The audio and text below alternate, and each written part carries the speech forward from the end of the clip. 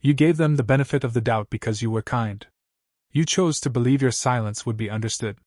You trusted that the loyalty you offered so freely would eventually be returned. But it wasn't. And when they stepped over the line, what did you do? You let it go. Because somewhere along the way, you convinced yourself that being mature meant putting up with things. That waiting patiently would inspire them to change. But nothing changed. Instead, they became bolder. Because the truth is, most people don't value kindness. They use it. They stretch it until you finally absorb the lesson Machiavelli understood long before our time. Mercy has its breaking point. And when that line is crossed, cruelty isn't wicked, it's survival. That's the essence of necessary cruelty. It's not rage. It's not revenge without direction. It's deliberate. It's measured. It's a last resort after every other method has failed. In Machiavelli's eyes, that's not evil. That's intelligence at work.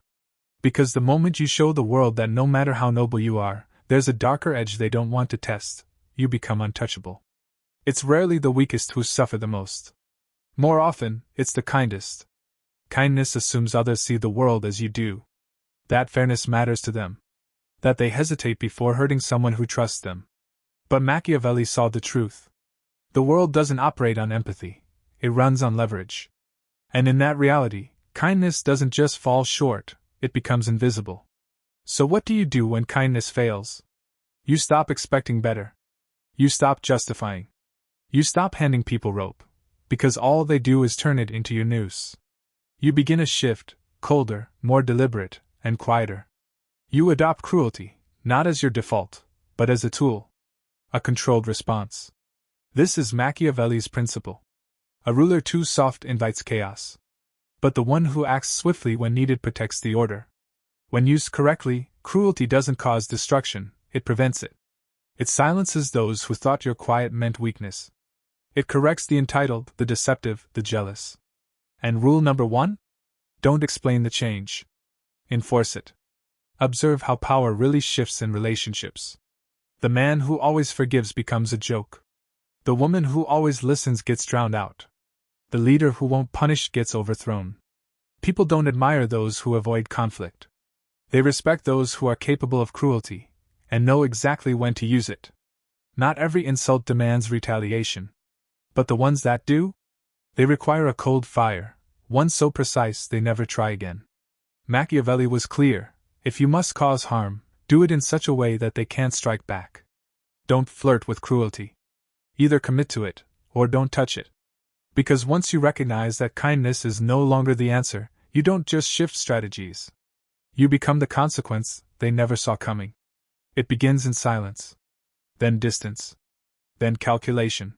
You don't announce your next move. You let them wonder whether you've noticed. And by the time they start to understand, it's already too late.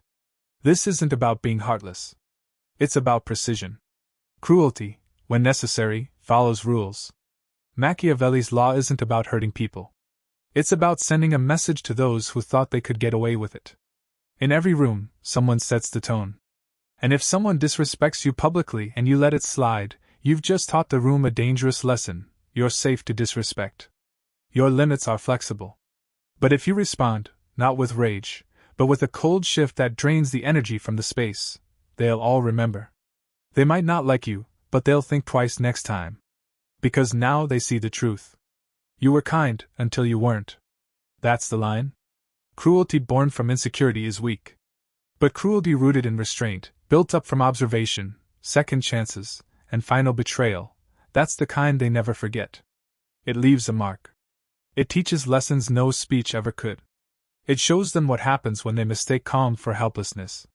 Machiavelli didn't believe in chaos for its own sake. He believed in correction. Necessary cruelty doesn't destroy people. It destroys patterns that were slowly breaking you. It says, I tried kindness. You didn't listen. Now you'll understand this. Because in a world where your boundaries are tested every day, being kind isn't always noble. Sometimes it's dangerous. And if that day comes, there's only one response left. Invoke the law of necessary cruelty, and make it unforgettable. It applies when mercy begins to weaken your power. It often starts with something small, a jab disguised as humor, a favor left undone, a subtle insult.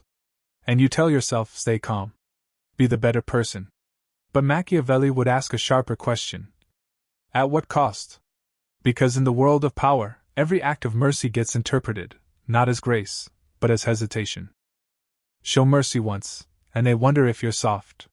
Show it twice, and they begin to test. By the third time, they don't ask. They just take. That's why Machiavelli famously said it's safer to be feared than loved, if you can't be both. He didn't mean to replace diplomacy with brutality. He meant that when mercy begins to chip away at your authority, it becomes a liability.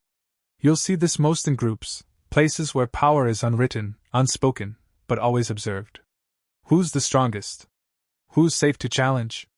And if you're always forgiving, always quiet, always kind, they'll stop seeing your kindness as strength. They'll assume it's your only choice. That's when it's time to act. Not with anger. Not with drama. But with distance. With decision. With finality.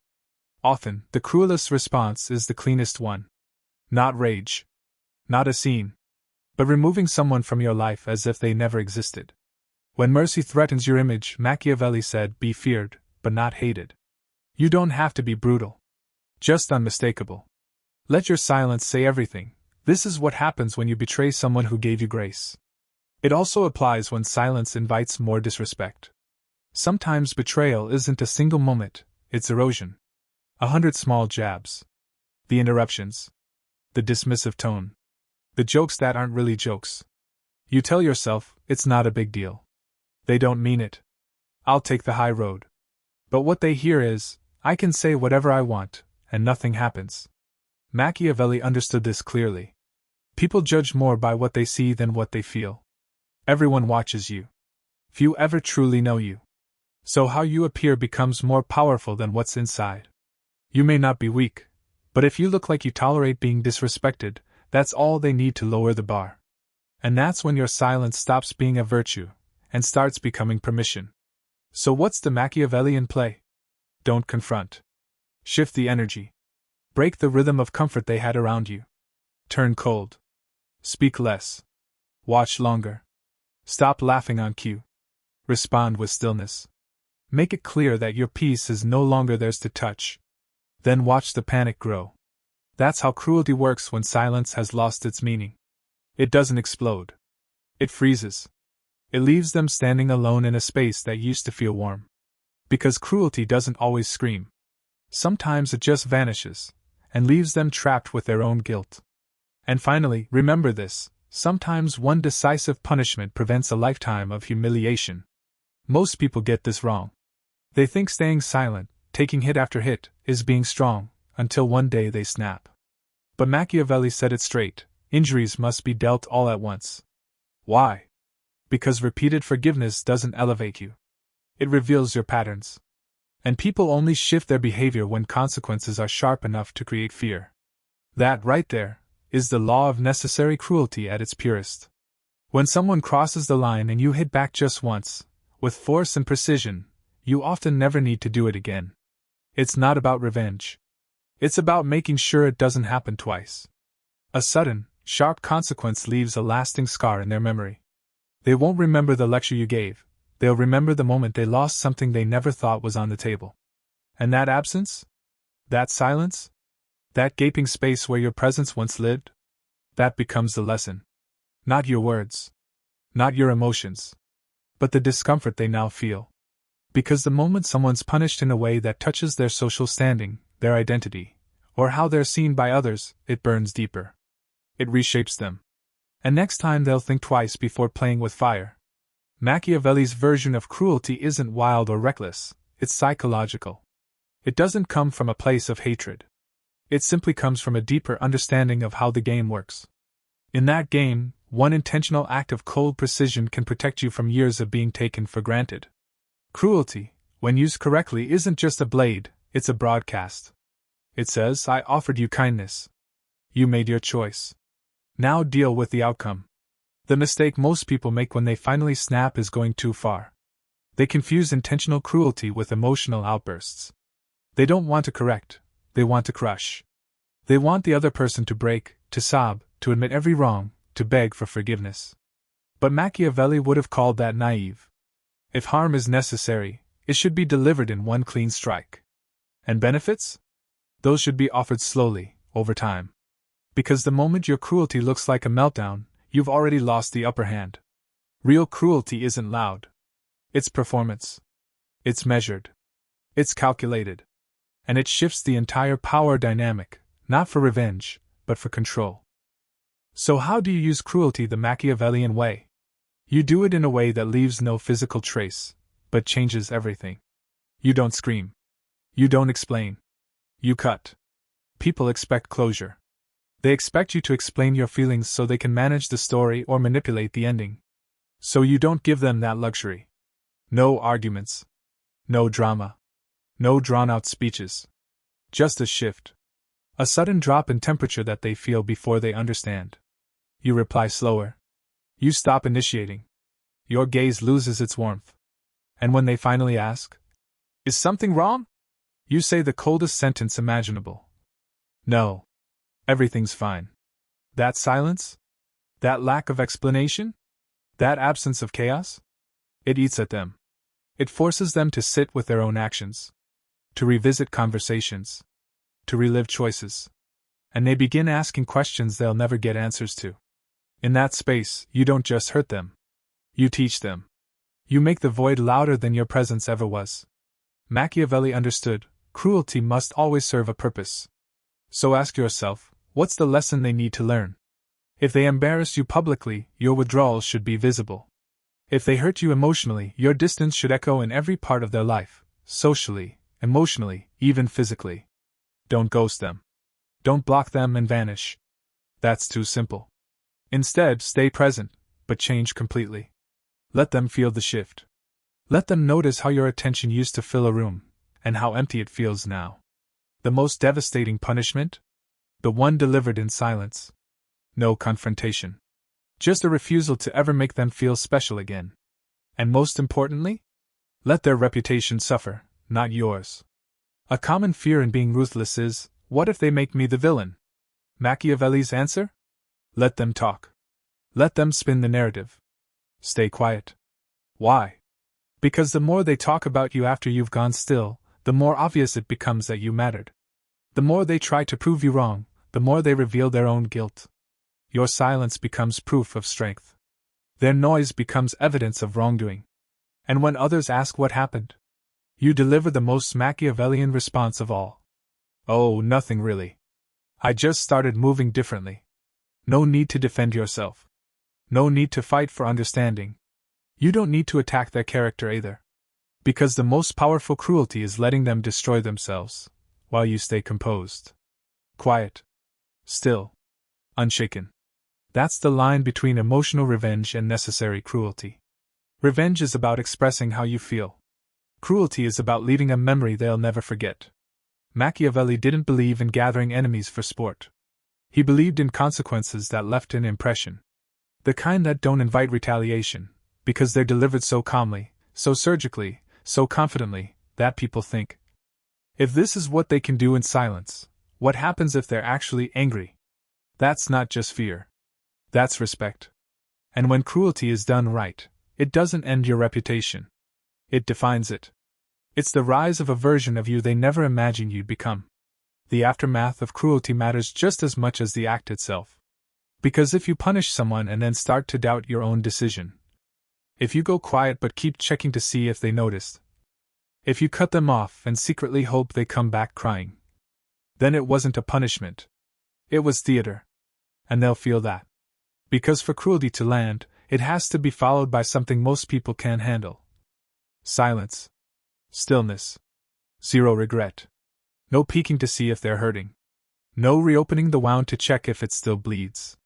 Machiavelli never endorsed emotional maintenance after consequences. He believed in transformation. And if you've done it right, if you've used necessary cruelty with intention, then what comes next isn't repair. It's rebirth. Step 1, rebuild, but without the soft edges. After you draw the line, there will always be a pull to make things feel normal again. To smile like you used to. To ease the discomfort. To prove you're still that same kind, warm person, just a little more cautious now. But that's where people slip. Because if they sense you've returned to the old version of yourself, they'll return to the old version of themselves. Machiavelli's wisdom? Let the cruelty forge a version of you they no longer recognize. Someone they can't read. Someone they now fear, not because you're angry, but because they can't predict you. So when you rebuild, you don't patch up the past. You build an entirely new atmosphere. You become less available. You speak less but listen more. You ignore the temperature checks. You don't flinch when they test the boundaries. You let the new silence linger. And you make it permanent. Because the real pain isn't in the slap, it's in the realization that the old you is gone for good. Step 2. Never apologize for having standards. The second you explain your cruelty, it loses its edge. Because explanations invite questions. Questions invite opinions. And opinions water down the impact.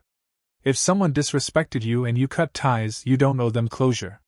You don't owe them fairness. You don't owe them your side of the story. You owe them nothing. And the world? Even less. Let them wonder why your smile disappeared. Let them whisper about why you're colder now.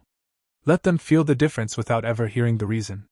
Machiavelli knew, the one who empowers others at the cost of his own strength, destroys himself. If they once had the power to bring out your kindness, and they abused it, then you have every right to evolve into someone who no longer serves them. That's not bitterness. That's justice. Step 3. You reinforce finality. This is what most people misunderstand about Machiavellian cruelty. It's not about raising your voice. It's about removing it altogether. They expect rage. They expect a scene. But all they get is nothing. You didn't yell. You didn't chase. You just stopped. And that silence?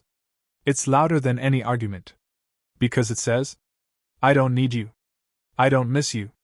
And I'm not checking to see how you're doing. Finality delivers 2 things. Self-respect, because you finally honored what you knew deep down. And mystique, because your absence forces them to remember a version of you they'll never see again. That's real power. Not through domination. Not by controlling others. But by proving they no longer have control over you. Machiavelli's idea of recovery wasn't about licking wounds. It was about sealing them, so tightly they can never be reopened. Because if your kindness was seen as weakness, and your cruelty was underestimated, then your greatest move is never giving them another shot to misjudge you again. The common mistake? Emotional cleanup.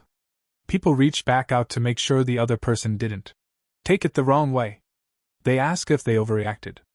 They look for validation from the same people who disappointed them. That's not strength. That's regression. Real power doesn't go back to the battlefield. It builds a castle on the ruins. And from there, it watches. Still. Detached. Untouchable. When cruelty is done right, it never has to be repeated. It lingers. It echoes in the silence long after the moment has passed. The ones who crossed you? They still feel it. Not because you ruined them, but because you left them alone. With the version of themselves that caused the damage. That's the brilliance of Machiavelli's law. He didn't wield cruelty to flex his power. He used it to reshape how people saw him. His principle was simple. People must be either treated gently, or destroyed completely.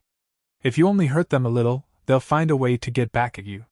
But if you shatter their illusion entirely, they're left powerless. In today's world, that doesn't mean violence. It means a psychological disruption so deep that your absence becomes a mirror they can't escape. Cruelty, real cruelty, leaves behind something more painful than confrontation. Uncertainty. You never explained. You never pointed to the moment everything changed. You didn't plead or justify. You simply shifted.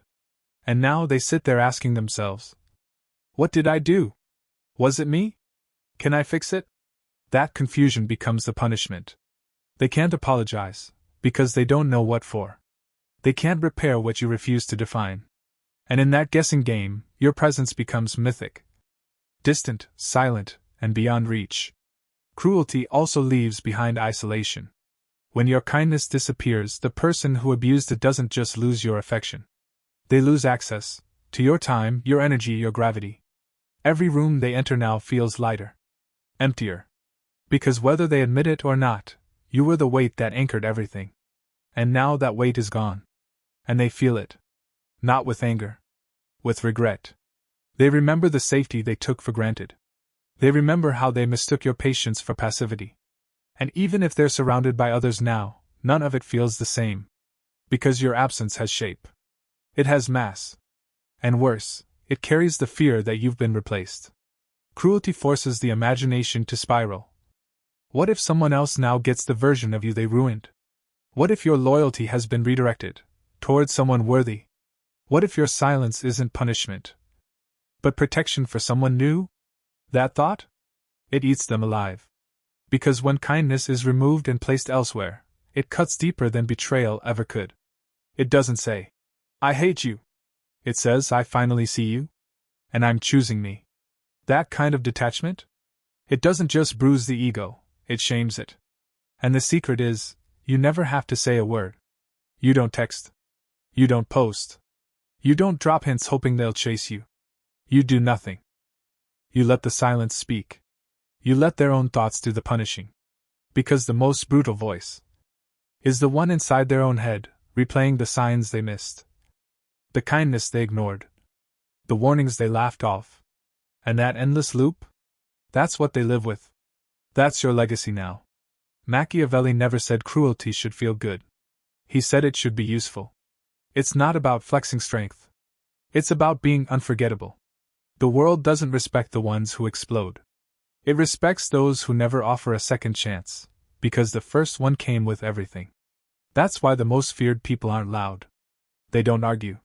They just disappear. Quietly. Completely. With finality.